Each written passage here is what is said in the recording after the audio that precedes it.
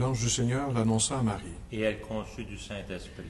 Réjouis-toi, Marie, comblée de grâce, le Seigneur est avec toi. Tu es bénie entre toutes les femmes, et Jésus, le fruit de tes entrailles, est béni. Sainte Marie, Mère de Dieu, priez pour nous pécheurs, maintenant et à l'heure de notre mort. Amen. Voici la servante du Seigneur. Qu'il me soit fait selon ta parole. Réjouis-toi, Marie, comblée de grâce, le Seigneur est avec toi. Tu es bénie entre toutes les femmes, et Jésus, le fruit de tes entrailles, est béni. Sainte Marie, Mère de Dieu, priez pour nous pécheurs, maintenant et à l'heure de notre mort. Amen. Et le Verbe se fait chair. Et il a habité parmi nous. Réjouis-toi, Marie, comblée de grâce, le Seigneur est avec toi. Tu es bénie entre toutes les femmes, et Jésus, le fruit de tes entrailles, est béni. Sainte Marie, Mère de Dieu, priez pour nous pécheurs, maintenant et à l'heure de notre mort. Amen. Prie pour nous, Sainte Mère de Dieu. Afin que nous soyons dignes des promesses de Jésus-Christ. Seigneur, que ta grâce se répande dans nos cœurs. Par le message de l'ange, tu nous as fait connaître l'incarnation de ton Fils. Conduis-nous par sa passion et par sa croix, avec le secours de la Vierge Marie, jusqu'à la gloire de la résurrection par ce même Jésus le Christ, notre Seigneur. Amen.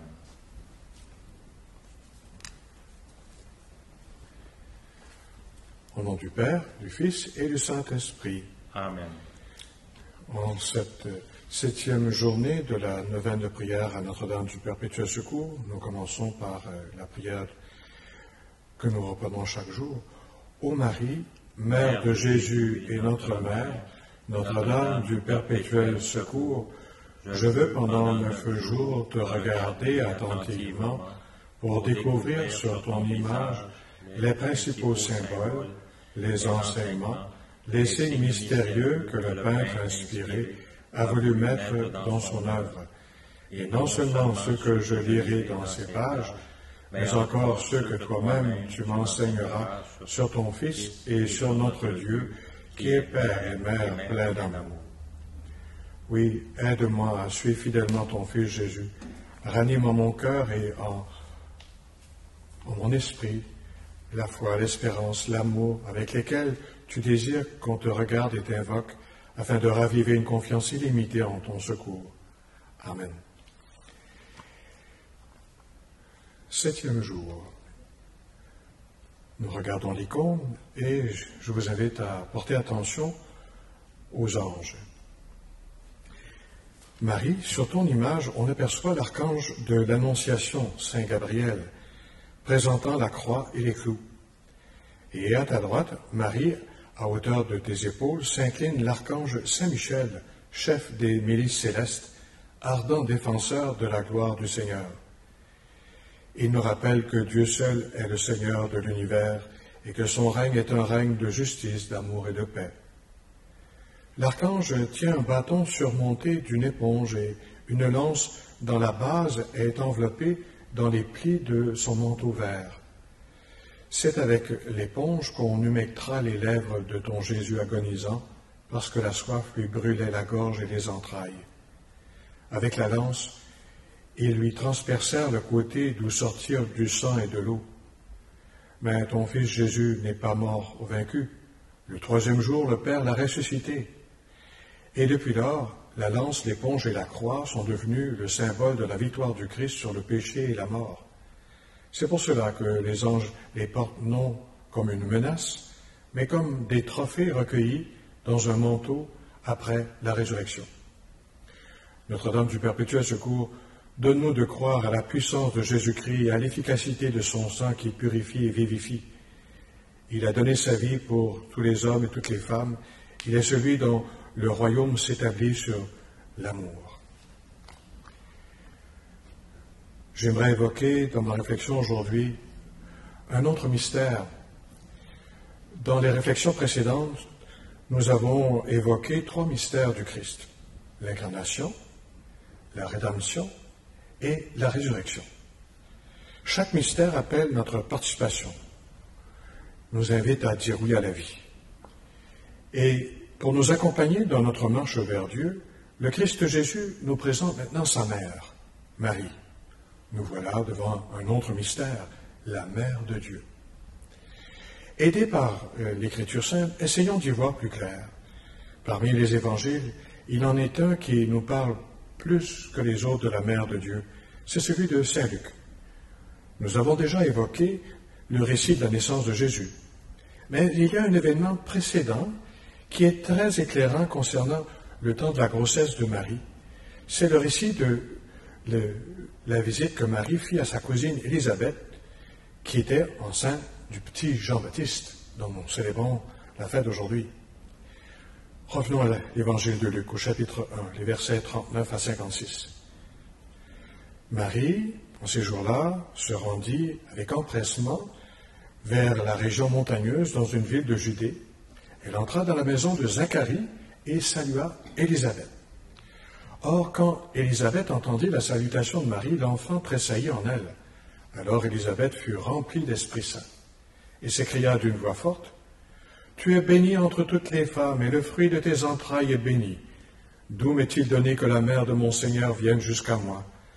Car lorsque tes paroles de salutation sont parvenues à mes oreilles, l'enfant a tressailli d'allégresse en moi. Heureuse celle qui a cru à l'accomplissement des paroles qui lui furent dites de la part du Seigneur. » Et c'est à ce moment-là que Marie reprend une hymne qui résume beaucoup de passages de l'Écriture, le Magnificat. Mon âme exalte le Seigneur, etc., etc., etc. Et Marie va rester chez sa cousine Élisabeth 3 mois, puis elle va s'en retourner chez elle. C'est l'Esprit Saint qui révèle à Élisabeth que Marie est mère. Elle est stimulée par la réaction de l'enfant, Jean-Baptiste, qu'elle porte en elle. Jean-Baptiste bouge d'une certaine façon comme pour saluer Jésus. Lui, le précurseur, il est précurseur aussi dans le sein de sa mère. Il tape du pied quand il rencontre la mère du Rédempteur, la mère de Jésus. Et Marie confirme le dire d'Élisabeth par sa prière d'action de grâce avec le Magnificat. Mon âme exalte le Seigneur. On y reconnaît l'attitude de la femme de foi qu'est Marie.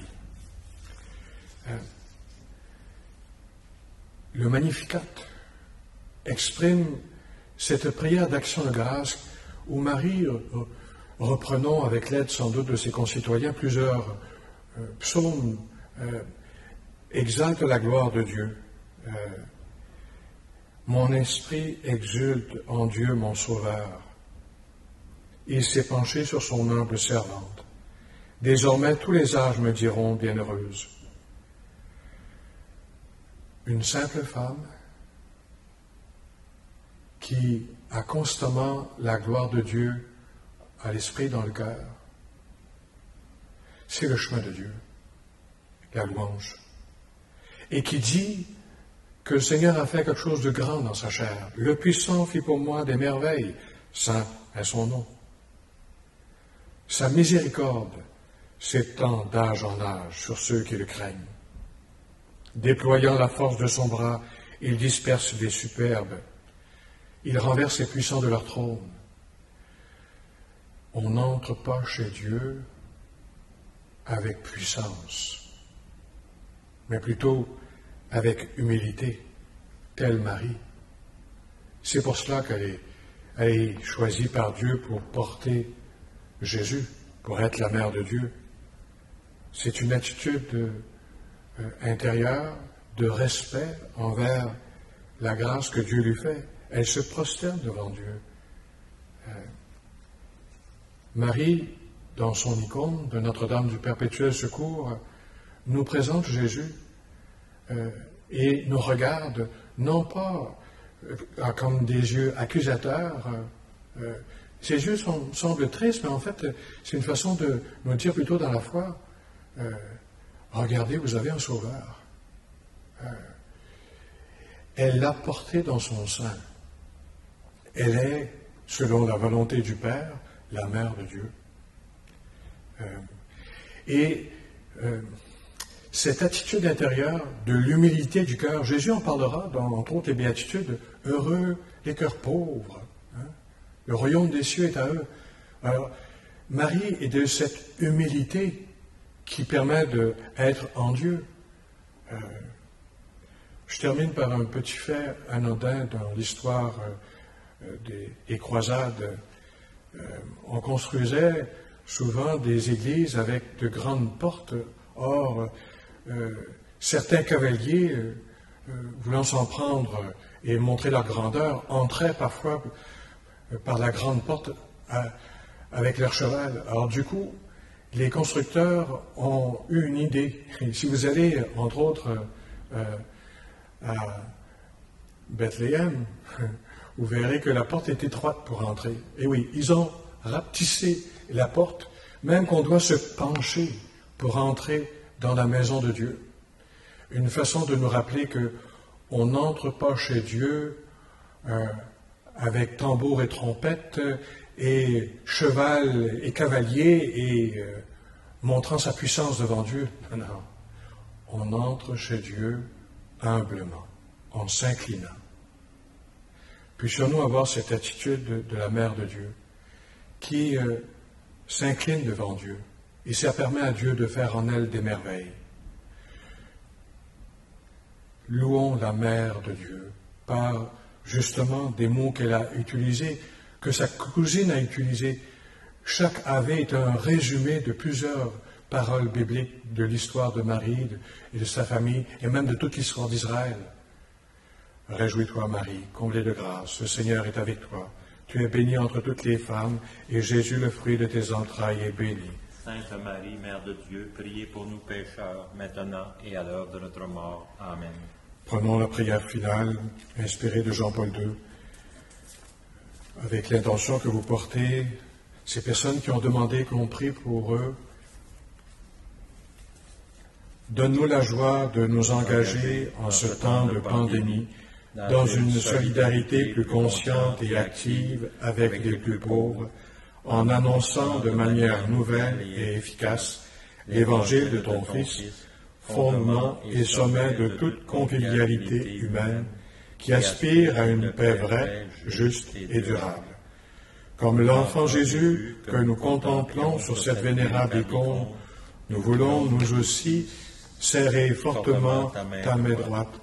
Tu ne manques ni de pouvoir ni de bonté pour nous secourir en n'importe quelle difficulté et en toute situation. L'heure actuelle est ton heure. Viens donc à notre aide et sois pour nous tous refuge et espérance. Amen. Ô Vierge, Mère du perpétuel secours, Mère du Rédempteur, Mère de Dieu, viens au secours de ton peuple qui désire se relever. Réjouis-toi, Marie, comblée de grâce, le Seigneur est avec toi. Tu es bénie entre toutes les femmes, et Jésus, le fruit de tes entrailles, est béni. Sainte Marie, Mère de Dieu, priez pour nous pécheurs, maintenant et à l'heure de notre mort. Amen. Réjouis-toi, Marie, comblée de grâce, le Seigneur est avec toi. Tu es bénie entre toutes les femmes, et Jésus, le fruit de tes entrailles, est béni. Sainte Marie, Mère de Dieu, priez pour nous pécheurs, maintenant et à l'heure de notre mort. Amen.